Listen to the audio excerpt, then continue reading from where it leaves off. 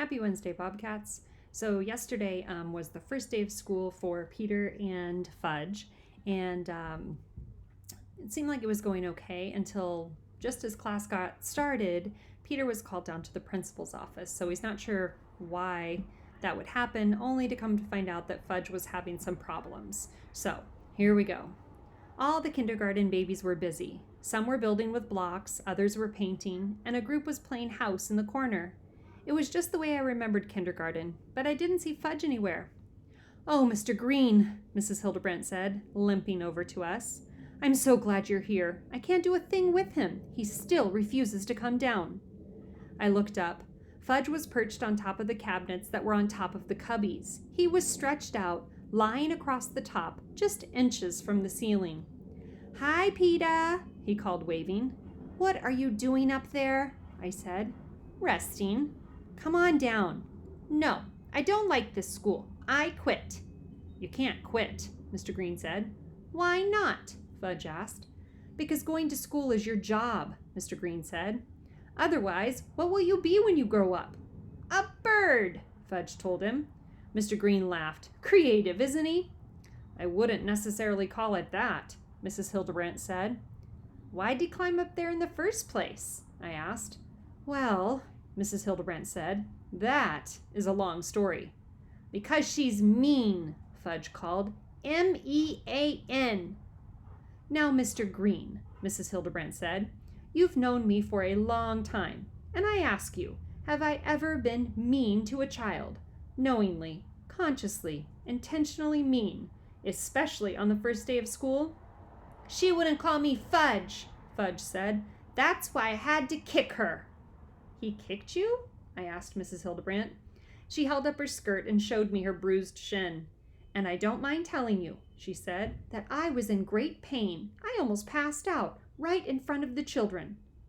"Is that when he climbed to the top of the cabinets?" I asked. "That is correct." "Because she wouldn't call me Fudge," Fudge said again. "It's not a proper name," Mrs. Hildebrandt said. "And it's not as if he hasn't got a proper name. He has.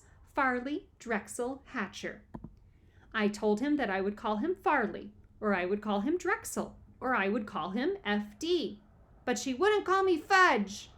All the little kids turned around, and suddenly the room was very quiet. "That's right," Mrs. Hildebrandt said.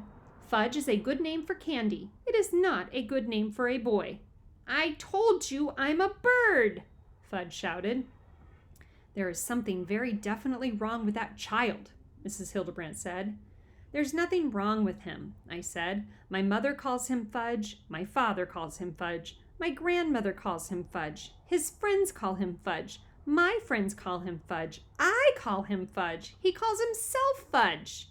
"Yes, we get the picture," Mr. Green said. "I can't imagine a parent actually deciding to call a child Fudge," Mrs. Hildebrandt said. "You don't know my parents," I told her. "Well, that's true, but—" "I think what we have here is a basic personality conflict," Mr. Green said. "So I suggest that we transfer Fudge to Miss Ziff's kindergarten." "Splendid idea," Mrs. Hildebrandt said. "The sooner the better."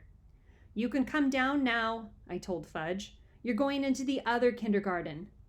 "Will the teacher call me Fudge?" he asked. "As long as you want her to," Mr. Green said. "And will she let me use the round blocks?" Mr. Green looked at Mrs. Hildebrandt. "I never let them use the round blocks on the first day. It's one of my rules." "You can't build anything good without the round blocks," Fudge said. "We'll ask Miss Ziff," Mr. Green told Fudge. "But we do have rules here, and you will have to obey them." "As long as I can use the round blocks," Fudge said. Mr. Green loosened his shirt collar and wiped off his forehead with a handkerchief. "Hurry up," I said to Fudge. "I'm missing important things upstairs." "Like what?" "Never mind, just get down." Fudge climbed down to the top of the cubbies, and Mr. Green reached up and lifted him the rest of the way down. "Goodbye, Farley Drexel," Mrs. Hildebrandt said. "Goodbye, rat face," Fudge said to her. I gave him an elbow and whispered, "You don't go around calling teachers rat face." "Not even if they have one?" he asked. "Not even then," I said. Mr. Green and I took Fudge next door to Miss Ziff's kindergarten. She was reading Arthur the Anteater to the kids. I could tell that Fudge was impressed. I know that story, he said. Arthur doesn't like to eat red ants. Mr. Green handed Miss Fudge's registration card. His name is Farley Drexel, Mr. Green said, but everybody calls him Fudge. Miss Ziff smiled at Fudge. And I'll bet you're as sweet as your name, she said. I am, Fudge agreed. Just ask Mrs. Hildebrandt, I said to myself. My brother's school career had begun.